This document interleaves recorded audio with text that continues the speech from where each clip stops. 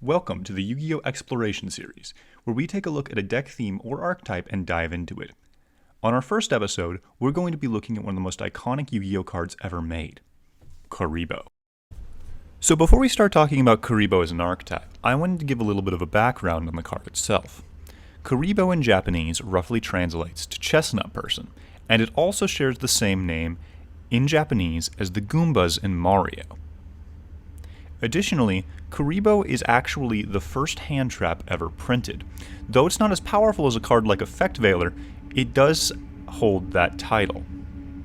An additional fact about Kuriboh is that Kuriboh appears in the deck of every main protagonist in the Yu-Gi-Oh! Franchise. Though Kuriboh itself does not appear, but instead a different form of it. Kuriboh appears in the original anime, while Winged Kuriboh shows up in GX, Junk Kuriboh in the 5Ds manga, Rainbow Kuriboh in Zexal, Performapal Kuriboh in Arc 5, and Link Kuriboh in Vrains. Now Kuriboh as an archetype has some extremely powerful cards. Flute of Summoning Kuriboh and Generation Next are both functionally Rhoda and Emergency Teleport for the archetype. Additionally, it has the ability to spam the board with Multiply and Kuriboh. Kuriboh functions as a soul charge on the opponent's turn whenever they attack. And Multiply summons as many tokens to your side of the field as possible, allowing this deck to utilize the link mechanic to great extents. So with cards like this, what's holding the deck back? Its major problem is longevity. The deck simply loses the grind game if it comes down to a top decking war. It can't compete or last in longer games. So, let's see what we can do to fix that. So here's what I came up with. Kuriboh has two archetypes that it blends with extremely well: Phantom Knights and Eldritch.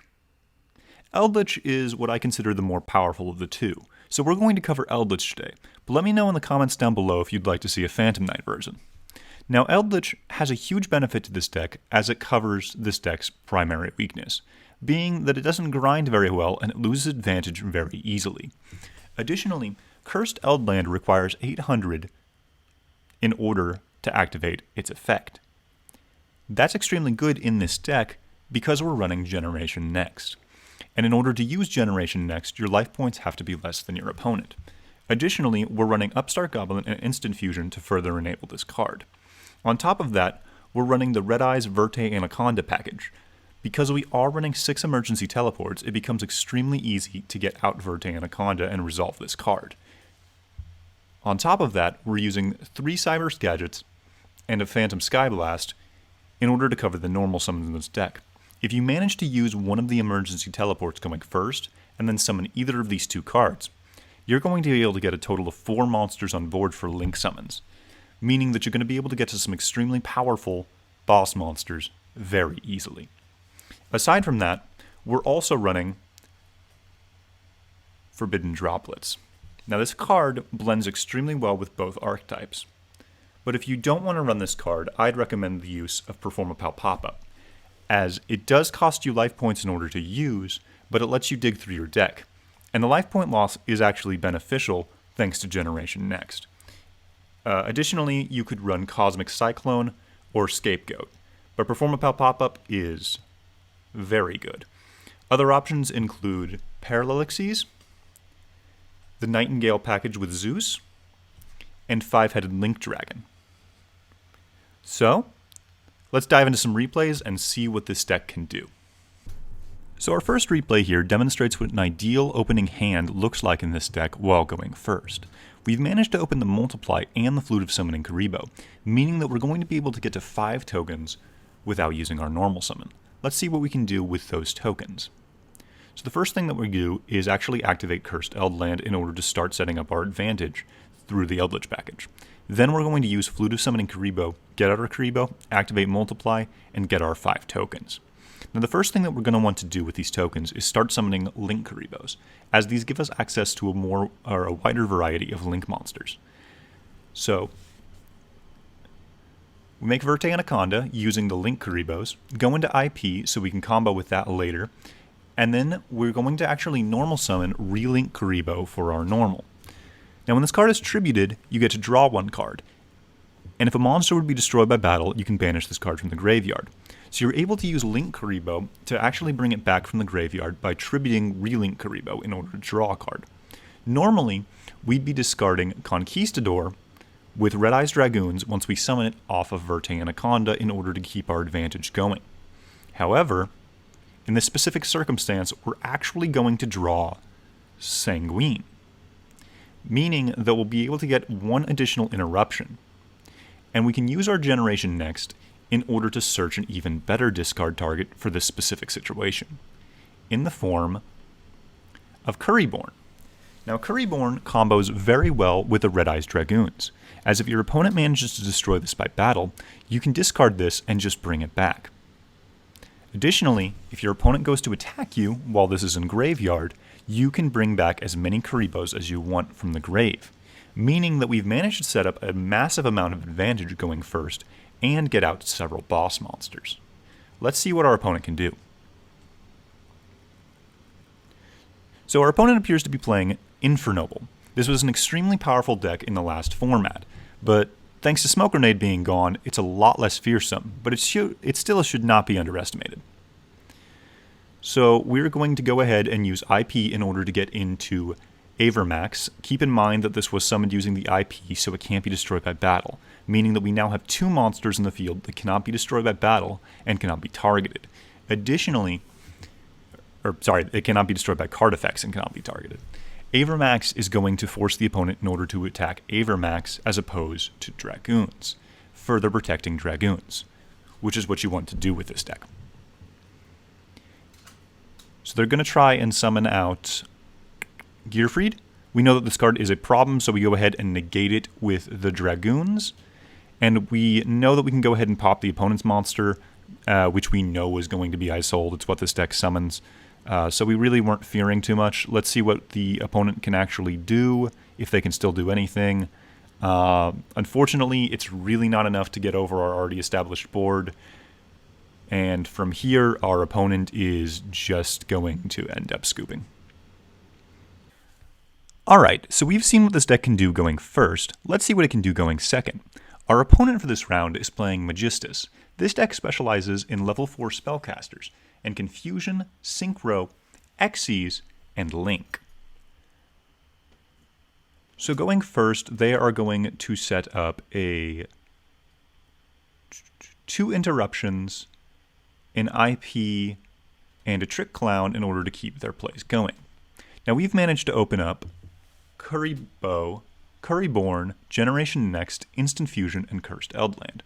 Off the draw, we managed to draw Forbidden Droplets. Now Instant Fusion is going to go for Thousand Eyes Restrict in order to bait out the negate for the Savage. From here, thanks to the fact that we've drawn Forbidden Droplets, we're not going to have to worry about anything the opponent has left, as we can just go ahead and negate the IP Masquerena and the Fusion. Additionally, we're able to set up the Golden Lord and go in to Verte Anaconda, meaning that we can get out the Dragoons and use it offensively this time in order to eviscerate the opponent's life points. An easy win. The final of our demonstrations is going to be a best of 3 versus Time Thieves. Now we haven't managed to open a single Kuriboh in our opening hand, but fortunately, Cyber's Gadget on its own is a 1-card Anaconda. So we're going to go into the Lingariboh, generate a token, get out our Link Spider, and then go into Verte Anaconda. From there, we're able to get out the Dragoons, then we set 3 and pass to our opponent. It's not pretty, but hopefully it can get us there. We've opened a lot of Eldritch and not a lot of anything else. Let's see what our opponent can do. So they are going to normal summon the Basil Ship, set 3, activate the Mothman, and they missed that. That's really unfortunate. Equally as unfortunate, the next card on our deck was another Eldritch card. We were not getting to those Kuribohs. Our opponent searches for Shade Brigadine. Knowing that they're going to go for the Time Thief Xyz here, we go ahead and use the Sanguine, the Conquistador, pop that so they can't get into it, and they go ahead and scoop. Fortunately, it was enough, and we are heading to Game 2. Okay, so game 2, and we've managed to open some Kuribos this time. Unfortunately, we didn't open any of the extremely powerful cards. We got Kuriboh, but it's going to take a little while for us to get into our stuff, and our opponent is going first. So they're going to go for the Winder, search for their counter trap, go into Redoer, and then they actually banish it in order to set up Numeron Network. Oh my god. So on top of all of this, we are dealing with a Utopic Zexal and a Time Thief Redoer. The Time Thief Redoer manages to steal our Phantom Skyblast. We do the metaphorical walk of shame and normal summon Kuriboh, make a Link Kuriboh, set to and pass to our opponent. The Redoer gets red eyes off the top this time. That means that we cannot use Verte Anaconda to get into Redoer. And then they manage to steal our Eldritch card off of their counter trap. We Forbidden Droplets the Zexal, hoping that we can get over it this turn. Oh my god, they're stealing so much stuff here. Go for the Cursed Eldland, and they go ahead and choose to stop that. We normal summon the Kuriboh, and we do another metaphorical walk of shame. We use up one of our Eldritch cards to go into Link Spider just so we can walk over that Utopic Zexal to be sure it can't be a threat next turn. Unfortunately, our opponent still has the Redoer. This time, they steal Cursed Eldland off the top. They get another Winder search. Go for the counter trap. Chupacabra away their own Chupacabra. I'm not really sure what the deal was with that. We do manage to resolve Kuriboh here and get out a bunch of Kuribos from our graveyard. The Eldritch cards are still rolling, so we are still in this game. That's the benefit of those. Without those Eldritch cards, we really would have been dead already. So we got to figure out a way out of this. We go into the Anima. They stop it with a Fog Blade. It's okay. We're going to go for the Flute of Summoning Kuriboh, and they opt not to stop it with a Renegade. We go into Security Dragon with Phoenix in order to enable it. Security Dragon, go into Access Code Talker. Access Code Talker is going to go ahead and try and pop the opponent's field. Hopefully we can just go ahead and go for a game here. We go into the attack, and they're going to use the Numeron Wall to go ahead and end the battle phase. They have one more turn. We're going to go ahead and pop that too, so they're forced to top deck. And unfortunately, they do not top deck well. We managed to win this. Really wasn't pretty, but once again, we got there. Okay, so we're back with the deck here, and what's our final verdict? Well, it's surprisingly consistent, and it has fairly repeatable combos. You're almost always going to be able to get into your Dragoons. Unfortunately, that may be more of a testament to Dragoons and the Verte combo than it is to Kuriboh itself. This deck does have a very high ceiling due to Multiply and the ability to just spam the board through the emergency teleports, but unfortunately it is pretty bricky at times when you only open the Kuribohs. I mean, nothing like old Yu-Gi-Oh! When you open Dark Magician, Red Eyes, 2 Kuribohs, and a Flute. And sometimes it just feels like you're playing worse Eldritch. However, if your goal is to troll your opponents and just have a great time, maybe sneak a few wins against opponents that you really shouldn't have, I would highly recommend playing this deck. It is extremely fun. Hope you enjoyed Kuriboh. Please tell me in the comment sections down below what deck you would like me to look at next. Special thanks this week goes out to Leland Williams and Derek Kirkpatrick for helping with deck testing. And please remember to like, comment, and subscribe. I'll see you next time.